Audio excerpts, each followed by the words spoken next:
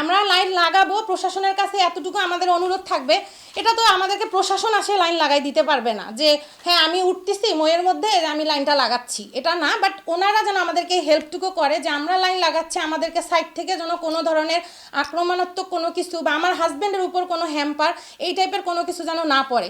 কারণ আমি চাচ্ছি না যে দাঙ্গা হাঙ্গা মারামারি কাটাকাটি এগুলো কোনো কিছু হোক এবং সেটার দায়ভার আমার হাজব্যান্ডের উপর গিয়ে পড়ুক। হ্যাঁ, রক্তের নাকি বন্যা বয়ে দিবে, তারা এই টাইপের হুমকি আমাদেরকে দিচ্ছে এবং সাইড থেকে এই টাইপের হুমকিগুলো আসতেছে যে আমার হাজব্যান্ড যদি গিয়া ওখানে লাইন লাগায় বা লাগানোর চেষ্টা করে তখন তারা এই রক্তের বন্যা বয়ে দিবে। তাহলে বিএনপি 2 দিন হলো না, তারা হচ্ছে সরকার গঠন করছে, এই সরকার গঠন করার 2 দিন না যাইতে তারা যে এইভাবে মানুষের রিজিকের উপর হাত দিছে, এটার দায়ভার কার? এটার প্রশ্ন আমি প্রশাসনের কাছে এবং জনগণের কাছে রাখতে চাই যে এই প্রশ্নটা এটার জন্য আমি কি করব, আমি কার কাছে যাব?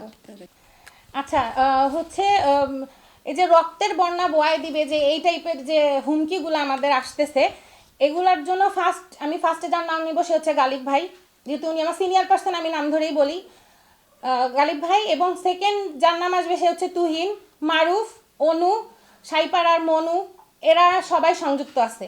হ্যাঁ, এদের রাজনৈতিক পরিচয়, এরা সবাই নাকি বিএনপি করে।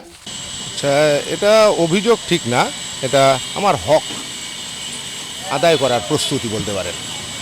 15 সালের অবরোধে যারা এখন এই অভিযোগ করছেন তারাই আমাকে 15 সালের অবরোধে ডিবি পুলিশ দ্বারা ধরিয়ে দিয়েছিল, তখন আমার অপরাধ ছিল আমি বিএনপির পলিটিক্সের সাথে জড়িত, এটাই তো। এখন আমার হকটাকে আমি আদায় করতে যাচ্ছি, সিম্পল এইটুকুই।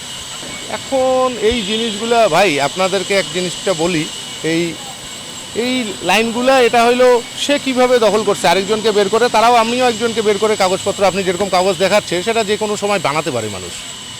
এই জিনিসগুলা কিন্তু কোনো ডকুমেন্টেড না, কোনো গভর্নমেন্ট অথরিটি দেয় না আপনাকে, এগুলা যেমন যে কোনো কিছু মানুষ বানাতে পারে। এটা তাদের এটা ওই যে বললাম 15 সাল পর্যন্ত আমার ছিল, এখন তারা নিয়েছিল, এখন আমি পুনরায় সেটা চাচ্ছি।